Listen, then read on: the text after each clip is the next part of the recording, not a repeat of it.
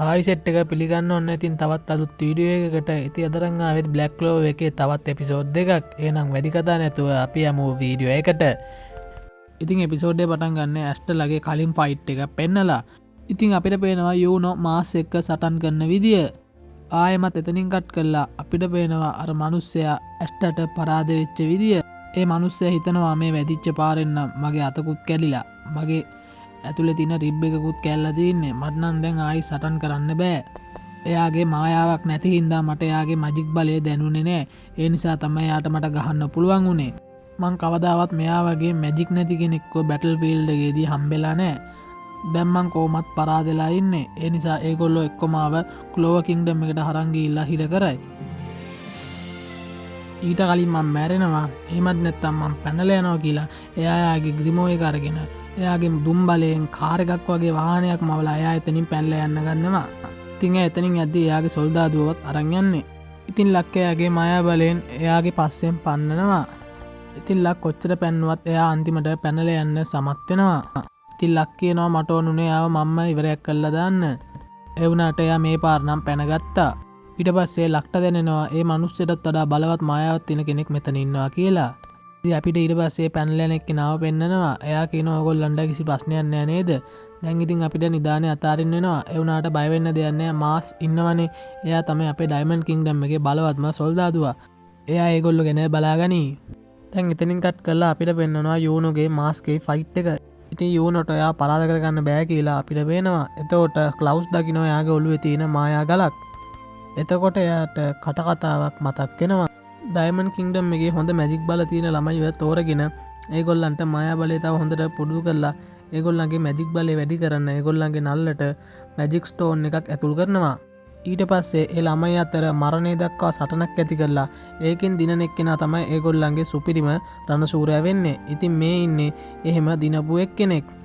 ඉතින් ක්ලවුස් හිතනවා ඒ වගේ බලවත් කෙනෙක් එක්ක අපිට කිසිසේත්ම chance එකක්වත් නැහැ දිනන්න කියලා.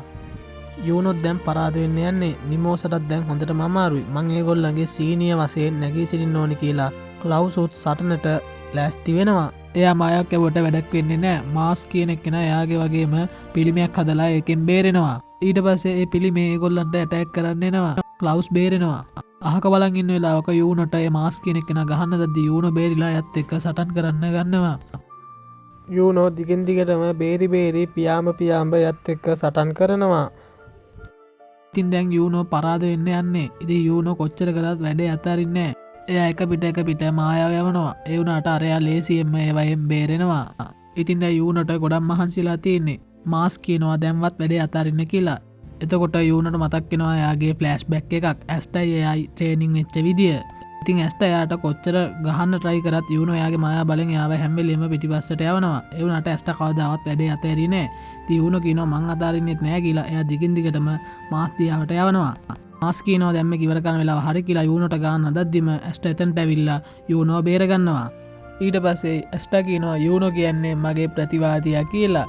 මං ඔයාට ආයි ණය වුණා කියලා යූනෝ කියනවා. ඊට පස්සේ ඇස්ට යූනෝට බයිනවා ඔයා මොකද ඔයා මගේ ප්‍රතිවාදියා නේද මේ වගේ තැනකට කොකද ඔයා පත් උනේ ඔයාට තිබ්බ නේද සටන් කරන්න කියලා. එතකොට යූනෝ කියනවා ඔයා ආවේ ඇයි ඔයා මට බාධා කරා මන් එයාව පරාද කරන්න ඔන්න මෙන්න හිටියේ කියලා. ඊට පස්සේ ඇස්ට කියනවා ඇයි ඔයා බොරු කියන්නේ ඔයා දැන් මැරෙන්නනේ ගියේ මන් ඔයාව බේරගත්තේ එහෙම කියලා. ඉතින් මේ ඔක්කොම අර මාස් කෙනෙක් කෙනා බලාගෙන ඉද්දී එයාට මොකක් හරි දෙයක් මතක් වෙනවා කියලා අපිට පෙන්නනවා. ක්ලවුස් හිතනවා අපි යාගේ මායා බලයට ගැලපුණේවත් නැහැ. ඒ වුණාට ඇස්ටා යාගේ මායා බලය නිකන් වගේ කැඩුවා. කොහොමද එයා ඒක කරේ කියලා. ඊට පස්සේ ක්ලවුස් ඕක ගැන හිතේ තියද්දී මාස්ගේ සොල්දාදු කැවිලා අර ගහන්න දද්දිම ලක් එයාව බේර ගන්නවා. ඊට පස්සේ මිමෝසවත් නොෙල් ගිහිල්ලා එයාගේ ෂීල්ඩ් එක දාලා බේර ගන්නවා. ඇස්ටා කියනවා යූනෝ බලමු කවුද මෙයාව මුලින්ම පරාද කරන්න කියලා ඇස්ටා යූනෝට අභියෝග කරනවා. ඊට පස්සේ ඒ දෙන්නා මාස් එක්ක සටන පටන් ගන්නවා. ඉතින් මාස් එයාගේ සොල්දාදුව ගොඩක් මවනවා මේගොල්ලොත් එක්ක ෆයිට් කරන්න. ඉතින් මාස් කියනවා ඕගොල්ලොන්ට දැන් මැරෙන්න වෙලාව හරි කියලා. ඉතින් දැන් ඇස්ටා යූනෝ මේකත් එක්ක ගහගන්න ලෑස්ති වෙලා ඉන්නේ.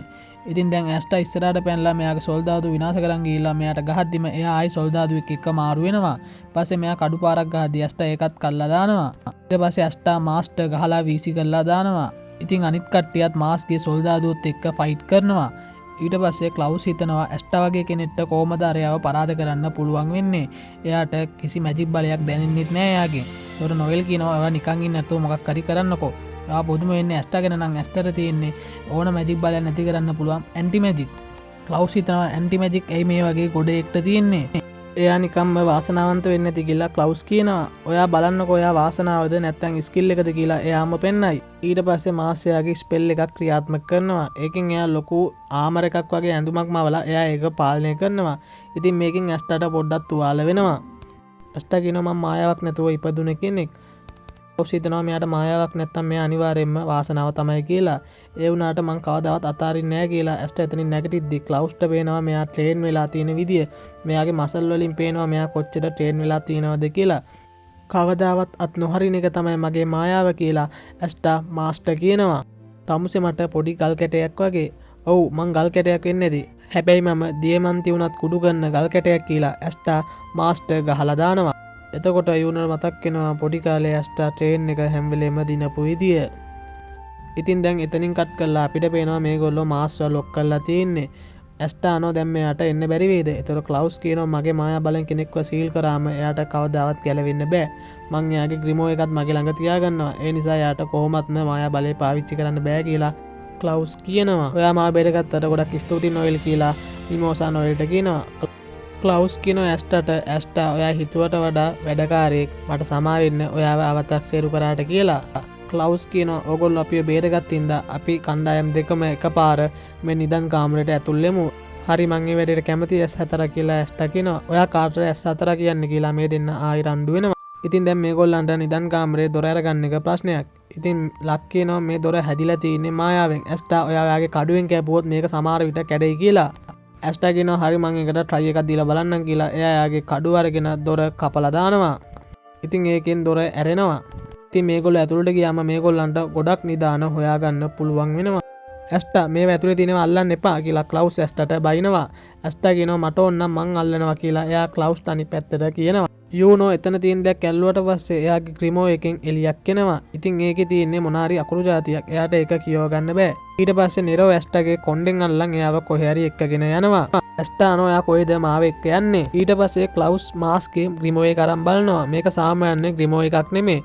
මේකේ ග්‍රිමෝ දෙකක් එකතු කරලා හදලා තින්නේ. සාමාන්‍යයෙන් මේම දෙයක් වෙන්න බෑ.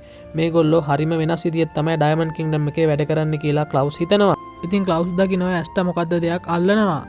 ඉතින් ක්ලවුස්ගේ අතේ තියෙන ග්‍රිමෝ එක දිලිසෙන්න ගන්නවා. ආයෙමත් ඒ ග්‍රිමෝ එක පිටිපස්සට යනවා. ඉතින් හැමෝම හැල්ලා බලද්දි මාස් ක්ලවුස්ගේ සීල් එක කඩාගෙන ඇවිල්ලා. ඉතින් දැන් ක්ලවුස්ට පුදුමයි යා කොහමද ආවේ කියලා. ඒ වගේම ක්ලවුස්ට පේනවා මෙයා මායාවල් දෙකක් පාවිච්චි කරනවා කියලා. එයා හිතනවා කොහොමද මෙයා මායාවල් දෙකක් පාවිච්චි කරන්නේ. මෙයාට දියමන්ති මැජිකුයි ගින්දර මැජිකුයි දෙකම තියෙනවා. සාමාන්‍ය මිනිස්සයන්ට පොළව, පෘථුවිය, ජලය, වාතය කියන මායාවල් වලින් බෙදිලා තමයි හම්බෙන්නේ. ඒකෙන් එකයි ලැබෙන්නේ. ඒ වුණාට මෙයාට කොහොමද මායාවල් දෙකක් ලැබුණේ?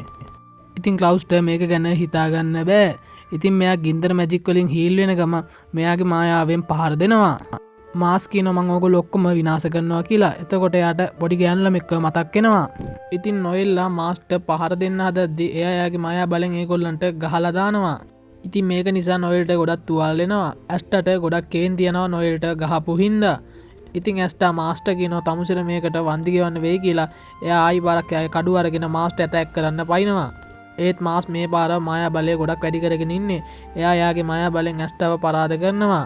ඉතින් ඇස්ටව විසික් වෙලා යනවා මාස්ගේ ප්‍රහාරයට. මාස් කියනවා ඔයගොල්ලෝ හැමෝම මරණකල් මන් නවතින්නේ නැහැ කියලා. ඊට පස්සේ අපිට පේනවා මිමෝසා නොයෙල්ව හීල් කරනවා කියලා. ඉතින් මෙයා හදන්නේ දැන් මිමෝසාවත් මල්ලා දාන්න. ඉතින් මිමෝසා නොයෙල්ව හීල් කරද්දී එයාට එයාගේ බෑක් ස්ටෝරි එකක් මතක් වෙනවා. ඉතින් මිමෝසා වැටෙද්දී නොයෙල් එයාට උදව් කරනවා. මිමෝසාට පුළුවන් ඕන කෙනෙක්ව හීල් කරන්න. උනාට නොයෙල්ට එයාගේ මායා බලයවත් පාලනය කරගන්න බෑ. ඉතින් හැමෝම මිමෝසාට ප්‍රශංසා කරද්දී හැමෝම නොයෙල්ව ප්‍රතික්ෂේප කරා. ඉතින් නොයෙල් තනියෙන් පුරුදු වෙද්දී මිමෝසා හොරෙන් එයා දිහා බලාගෙන ඉන්නවා. මිමෝසා හිතන තරම් නරක කෙනෙක් නෙමෙයි. එයා නොයෙල්ව ඇත්තටම අගේ කරනවා. ඒ වුණාට නොයෙල් හිතන්නේ මිමෝසා යාව අගේ කරන්නේ නැහැ කියලා. ඉතින් අපිට පේනවා මාස් දැන් දිගටම මිමෝසලා ඉන්න තැනට ඇවිදන් එනවා කියලා. ඉතින් එයා හදන්නේ මිමෝසවයි නොයෙල්වයි ඉවරයක් කරලා දාන්න. ඉතින් මාස් එයාගේ මායා බලෙන් ලක්වයි ක්ලවුස්වයි යූනවයි හිර කරලා දානවා. ඉතින් දැන් ඒ තුන් දෙනාට හෙල්ලෙන්නවත් බෑ. ඉතින් අපිට පේනවා ඇස්ටා විසික් වෙලා ගිය තැන එයා ගිහිල්ලා තියෙන්නේ පිත්තියක් කඩාගෙන කාමරයකට. ඉතින් එයාට පේනවා මාස් යන්නේ මිමෝසවයි නොවෙල්ලයි මරන්න කියලා. ඉතින් ඇස්ටා මොනාද කරන්න කියලා හිත හිතෙද්දී එයාට පේනවා එතන තවත් කඩුවක් තියෙනවා කියලා.